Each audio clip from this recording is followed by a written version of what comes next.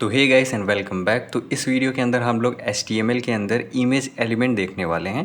तो image element की help से क्या होता है हम लोग का, इमेज एलिमेंट की हेल्प से हम लोग अपने वेबसाइट के अंदर किसी भी इमेज को एम्बेड कर सकते हैं। एम्बेड यानी कि हम लोग किसी भी इमेज को अपने वेबसाइट के अंदर लगा सकते हैं। तो उसको लगाने के लिए हम लोग के पास एक IMG टैग होता है। ये जो आपको टैग दिख रहा है, इसकी हेल्प से हम लोग अपने वेबसाइट के अंदर इमेज को लगाते हैं। अब एक चीज़ आपको ध्यान देना होगा कि ये जो हम लोग का IMG टैग है, ये केवल एक ही टैग है यहाँ से लेकर यहाँ तक। इसके अंदर कोई भी हम लोग के पास क्लोजिंग टैग नहीं है, यानी कि हमारे पास कुछ इस तरह नहीं लिखा हुआ है।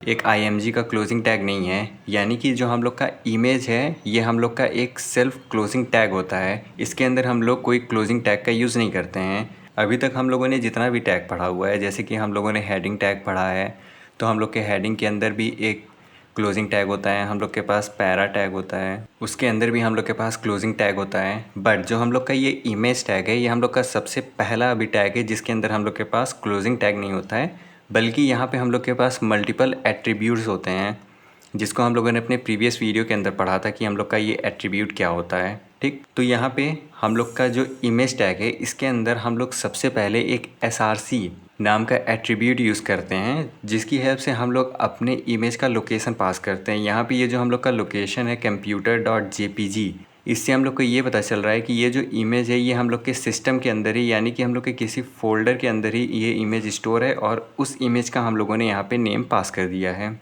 अब यहाँ पे हम लोग डायरेक्टली अपने इमेज का नेम पास कर सकते हैं अगर वो हम लोग के सेमी फोल्डर में है। अदरवाइज़ अगर हम लोग को किसी इमेज को अपने वेबसाइट से उठा के लगाना है तो वो भी कर सकते हैं। यहाँ पे हम लोग computer.png अपने इमेज का नेम ना पास करके हम लोग अपने इमेज का लिंक पास कर देंगे। ठीक, और उसके बाद हम लोग के पास एक सेकेंड एट्रीब्यूट होता है जो कि हम लोग का ALT होता है। इसकी हेल्प से क्या होता है कि अगर समहाउ किसी रीज़न से हम लोग का ये इमेज हम लोग के ब्राउज़र के अंदर लोड नहीं हो पाया, या फिर हम लोग का इंटरनेट स्लो है, या फिर जहाँ से भी हम लोगों ने इमेज को लगाया हुआ है वो इमेज डिलीट हो गया है किसी कारण, तो वहाँ पे हम लोग के इमेज के प्लेस पे हम लोग का यहाँ पे एक टेक्स्ट लिख करके आएगा जो कि हम लोग का कंप्यूटर इमेज होगा। अभी मैंने यहाँ पे कंप्यूटर इमेज लिखा है, आप जो भी यहाँ पे टेक्स्ट लिखोगे वो टेक्स्ट वहाँ पे शो होगा अगर हम लोग का इमेज लोड नहीं होगा। इससे क्या होगा कि यूज़र को पता चल जाएगा, अगर वो इमेज यूज़र ना भी देख पाए तब पर भी उसे टेक्स्ट से पता चल जाएगा यहाँ पे एक कंप्यूटर का इमेज लगा हुआ है।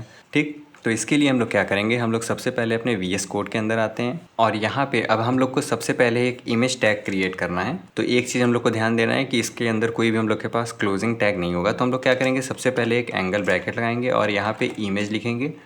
अब इस इमेज के अंदर हम लोग के पास मल्टीपल एट्रीब्यूट्स होते हैं। सबसे पहला एट्रीब्यूट हम लोग का SRC, तो हम लोग यहाँ पे SRC लिखेंगे। अब यहाँ पे हम लोगों को इमेज लगाना है, तो इमेज लगाने के लिए हम लोग के पास कोई इमेज होना चाहिए ना। तो चलिए सबसे पहले हम लोग अपने इमेज को डाउनलोड करते हैं।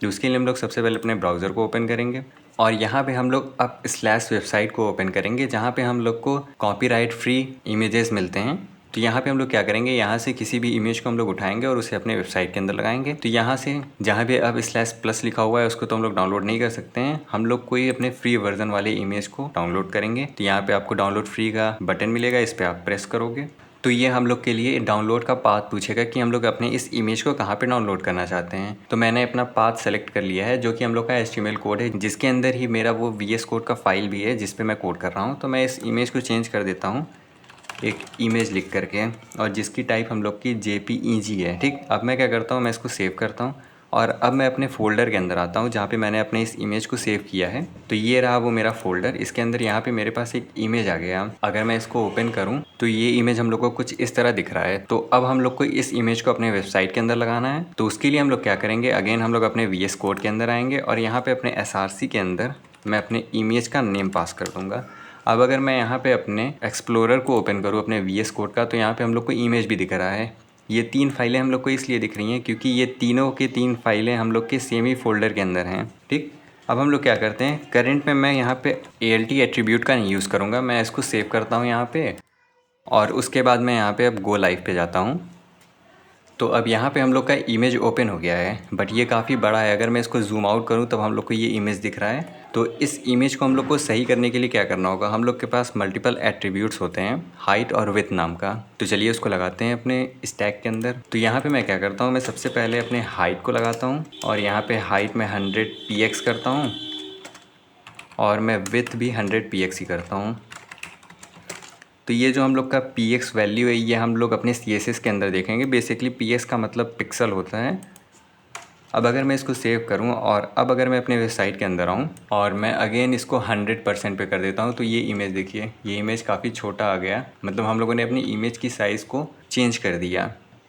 बट यहाँ पे जो हम लोगों ने डायरेक्ट एट्रीब्यूट की हेल्प से इमेज की साइज़ को चेंज किया है, हम लोग ऐसा नहीं करते हैं। उसके लिए हम लोग CSS का यूज़ करते हैं। तो जैसे ही हम लोग CSS पढ़ेंगे हम लोग ये सब भी सीख जाएंगे। तो अब मैं क्या करता हूँ, मैं यहाँ पे अपनी इमेज का नेम थोड़ा सा चेंज कर देता हूँ, ठीक है। अब अगर मैं इसको सेव करता हूँ, अपने एक्सप्लोरर को ओपन करता हूँ, तो हम लोग के एक्सप्लोरर के अंदर ऐसा कोई इमेज नहीं है। बट मैंने ये इमेज का नेम यहाँ पे पास कर दिया और मैंने इसको सेव भी कर दिया। अब अगर मैं अपने वेबसाइट पे आऊँ तो ये देखिए, ये हम लोग का इमेज का एक आइकन आ रहा है बट ये लोड नहीं हो पाया है। तो इस केस में यूज़र को कैसे पता चलेगा कि यहाँ पे कोई इमेज है? तो यही चीज़, इसी चीज़ को बताने के लिए हम लोग ALT टैग का यूज़ करते हैं। अब हम लोग क्या करेंगे, यहाँ पे हम लोग अपने VS कोड के अंदर आएंगे और यहाँ पे अपने ALT टैग का यूज़ करेंगे। अब ALT टैग के अंदर हम लोग जिस भी चीज़ को पास करेंगे वो हम लोग का शो होगा। यहाँ पे अगर मैं पास कर दूँ रैम स्टैंडिंग ऑन टॉप और मैं इसको सेव करता हूँ। अब अगर मैं अपने क्रोम को ओपन करूँ तो ये देखिए, हम लोग का RAM standing on the top show हो करके आ रहा है, क्योंकि हम लोगों का इमेज यहाँ पे लोड नहीं हो पाया है। बट अगर हम लोग का इमेज सक्सेसफुली लोड हो गया तो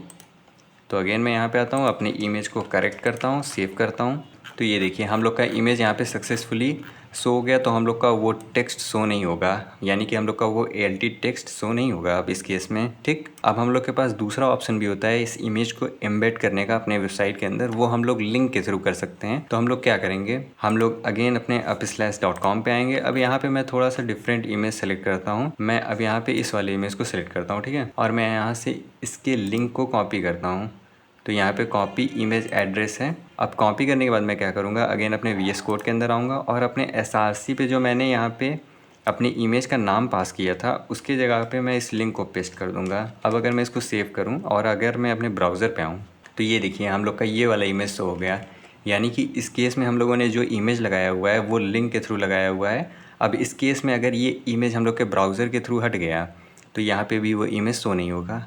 तो ये प्रॉब्लम होती है हम लोग जब किसी लिंक का यूज़ करते हैं। बट अगर हम लोगों ने कोई रिलेटिव इमेज यूज़ किया हुआ है, यानी कि हम लोगों ने अपने सिस्टम के अंदर उस इमेज को स्टोर करके रखा हुआ है, तो ऐसा कोई भी एरर हम लोग को देखने में नहीं आएगा। तो होपफुली आपको इमेज एलिमेंट समझ में आ गया हो। अगर आपको कोई डाउट होता हो कमेंट सेक्शन के अंदर पूछ सकते हैं। तब तक के लिए इस चैनल को सब्सक्राइब करना ना भूलें। Thanks for watching.